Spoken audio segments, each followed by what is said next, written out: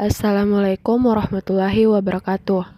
Perkenalkan, nama saya Wahyuni Nur Pratiwi dari Prodi Perpajakan kelas B dengan nomor NIM 0190430. Kali ini saya akan menjelaskan 5 poin materi dari mata kuliah akuntansi sektor publik. Poin pertama yaitu pengertian organisasi sektor publik. Yang kedua, tujuan akuntansi sektor publik. Yang ketiga, penerapan akuntansi sektor publik di Indonesia. Keempat, anggaran sektor publik dan proses penyusunannya.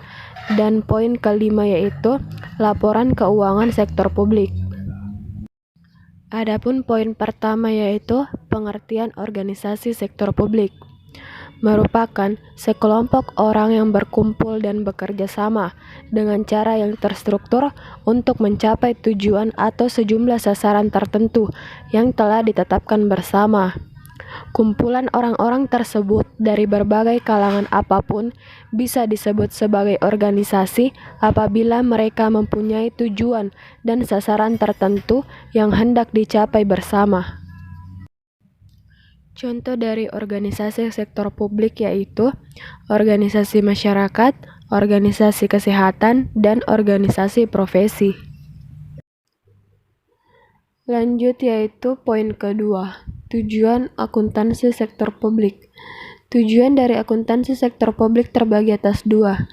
Yang pertama, memberikan informasi yang diperlukan untuk mengelola secara cepat, efisiensi, dan ekonomis atas suatu operasi dan alokasi sumber daya yang dipercayakan kepada organisasi. Tujuan ini terkait dengan pengendalian manajemen.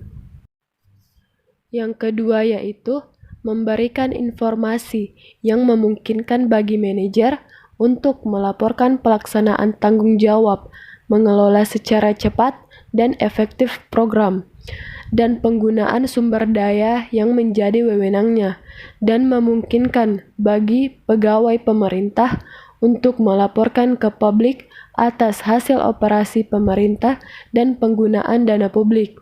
Tujuan ini terkait dengan akuntabilitas. Selanjutnya yaitu poin ketiga, penerapan akuntansi sektor publik di Indonesia. Adalah penerapan akuntansi yang baik oleh instansi pemerintah dan pengawasan yang optimal terhadap kualitas laporan keuangan.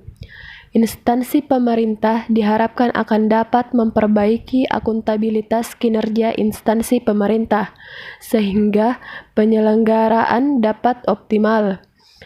Perbaikan kualitas akuntabilitas kinerja instansi pemerintah diharapkan agar berimplikasi pada minimalnya praktik korupsi sehingga diharapkan dapat diwujudkan oleh pemerintah Indonesia baik di tingkat pusat maupun daerah. Kemudian poin keempat, anggaran sektor publik dan proses penyusunannya. Anggaran sektor publik adalah suatu rencana kerja yang dibuat dan digunakan oleh pemerintah, baik itu pemerintah pusat maupun pemerintah daerah, yang dinyatakan dalam bentuk ukuran finansial yang memuat informasi mengenai pendapatan, belanja, aktivitas, dan pembayaran dalam suatu moneter. Adapun proses penyusunannya yaitu terbagi atas 4 tahapan. Tahapan pertama yaitu tahap persiapan anggaran. Dilakukan taksiran pengeluaran atas taksiran pendapatan yang tersedia.